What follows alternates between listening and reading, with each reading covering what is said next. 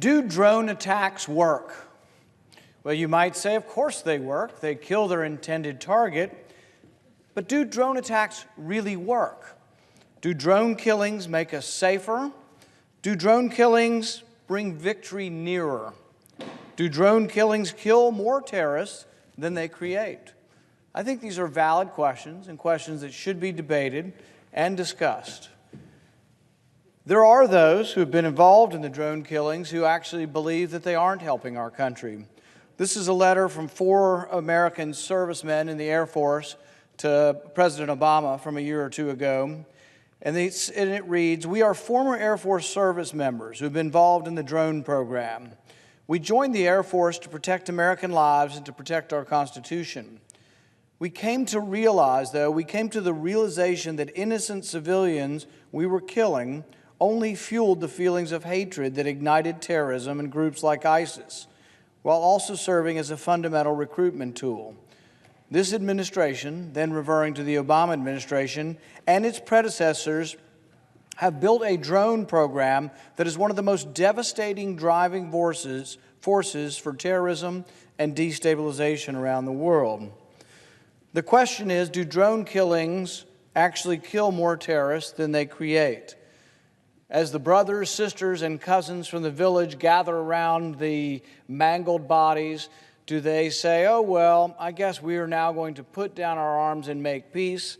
Or are they excited? Are they engendered? Are they somehow motivated to become suicide bombers themselves? Do the drone killings simply steal their resolve? Do the drone killings cause surviving members to strap on suicide vests?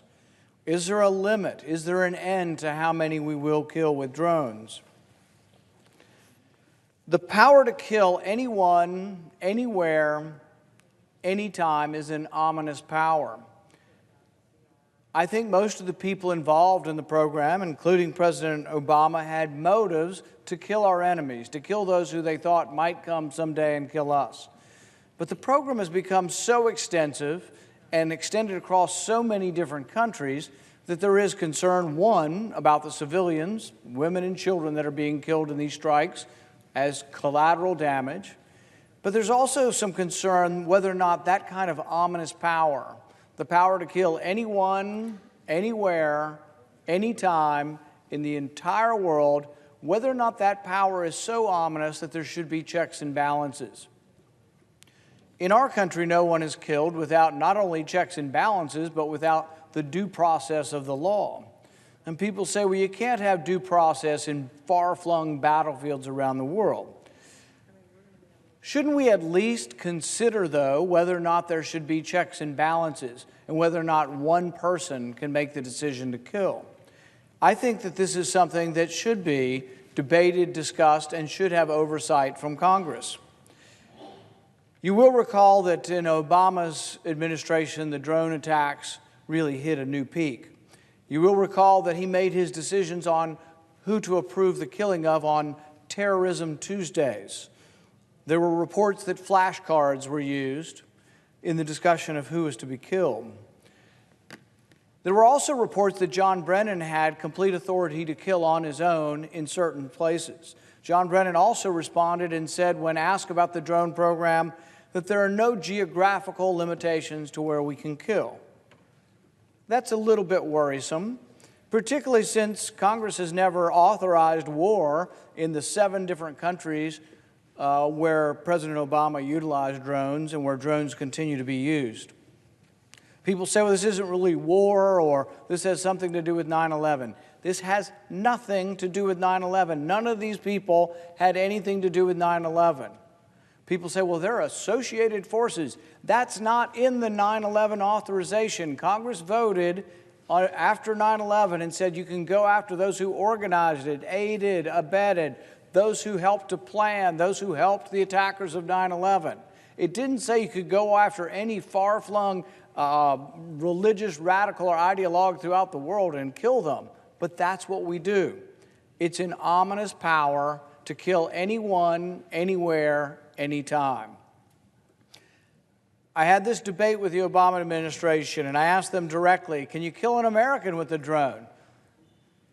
Interestingly, they hesitated to answer that question. They finally did say, we're not going to kill an American not involved in combat in the United States with a drone. It took 13 hours to get that answer from them. There are questions about what happens to an American accused and put on the kill list. Can we kill an American overseas? Often the killings aren't people marching around with muskets. They aren't people marching around shooting at each other in a war where it's like you got a war zone and you're dropping a bomb on the other side of the war. These are often people sitting in a hut somewhere, eating dinner. These are often people, we kill them where we find them. We often don't know the names of those who are killed. We often have no idea in the end who is killed in these attacks.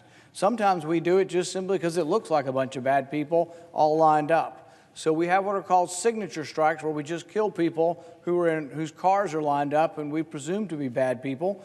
And I think that their motives, they are well-intended, but sometimes we end up killing the wrong people. We killed about 12 people in Yemen in 2013, for which we paid $1 million, saying, whoops, we got the wrong people.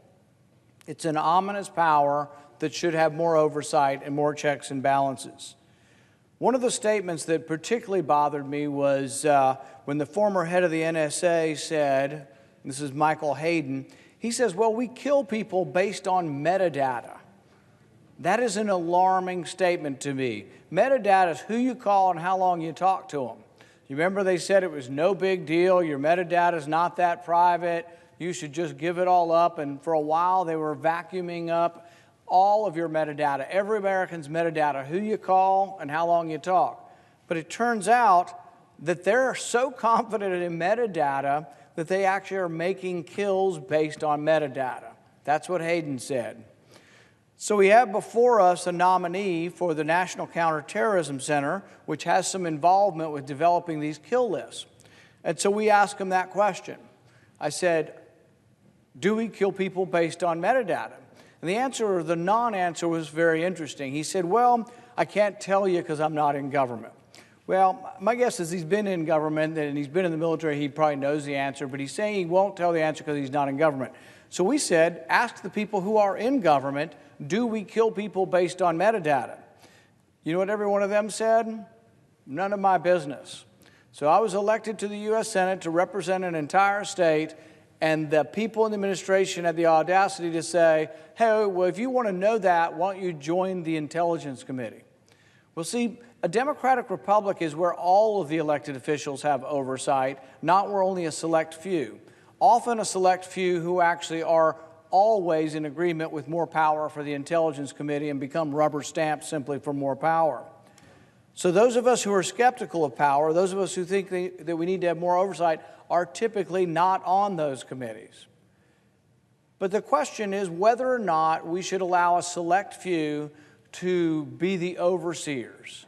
And often these overseers aren't a check and a balance. These overseers are people who simply say, well, we want to be consulted.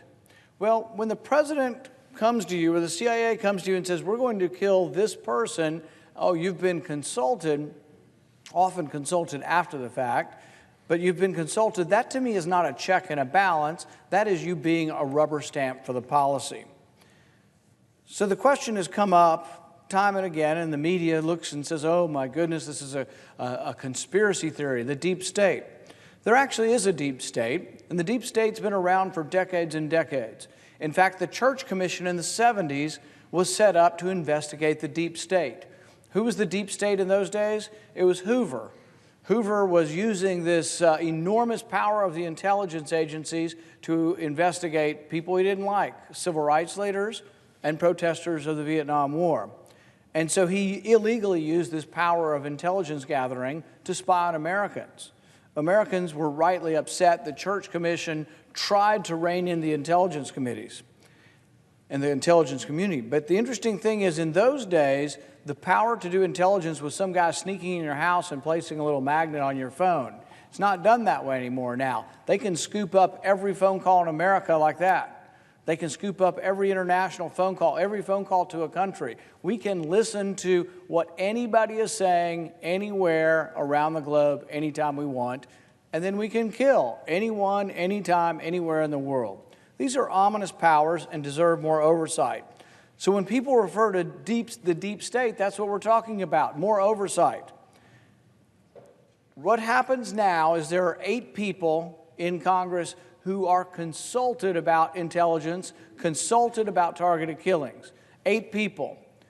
But they are not given a check and a balance. They are consulted. They are told often after the fact. So really there are no checks and balances. This is an enormous, ominous power, and it is not checked. Those 8 people are the leader of the Senate, the minority leader of the Senate, and the chairman and the ranking member of the Intelligence Committee. It's the same on the House side. So 8 people know anything. And you say, well, this certainly can't be true. Certainly they must brief all of you. Well, you remember when they were collecting all of your phone data and storing it in Utah? Everybody's phone data, every phone call you make was being stored in Utah. One of the authors of the Patriot Act that had been involved and actually been supportive of this said that he was unaware of it and said that he didn't believe the legislation they wrote, the Patriot Act, actually authorized that. There's not enough check and balance. There's not enough oversight. We've seen it recently with the killing of the Washington Post journalist and dissident Khashoggi. The CIA concluded, according to media reports, with high probability that the Crown Prince of Saudi Arabia was responsible, with a high degree of probability, was responsible for the killing. Was everybody told that? No, the public was not told that. Most of Congress, most of the Senate, I was not told that because the briefings are only for a select few. What happens is you get imperfect and not very good oversight. The checks and balances are not working because the only people being told about what the intelligence community is doing are the people who are rubber stamps for what they are doing. The skeptics, those who believe there is too much power, are not being told. So my point in bringing that up with this nominee today is not the individual being nominated, but that the deep state has circled its wagons and they're preventing me from finding out, do we kill people around the world based on metadata? It's a very simple question, it's a very specific question, and they're refusing to answer it. So I've been holding this nominee and will vote against this nominee because I believe that the deep state needs more oversight. I believe that we shouldn't kill anyone, anywhere, anytime around the world without some checks and balances. I also believe that our drone program, our targeted killing, actually makes the country less safe and makes us more at risk for terrorism. So I think we should reevaluate this. Look, we've had a top 20 kill list for 20 years. We just keep replenishing it with more and more and more. It's a never-ending top 20 list. I think we should reevaluate it. I think we should talk about, is there a way we can declare victory? I'm proud of the president today to hear that he is declaring victory in Syria. Most of the voices around here like to stay everywhere for all time, and they believe that it doesn't work unless you go somewhere and stay forever. The president has the courage to say, we won in Syria and we're coming home. First president in my lifetime really to do that. And that's why President Trump is different, and that's why I think President Trump is one that we should all look to for some changes and for some reform of the deep state. Thank you, and I yield back my time.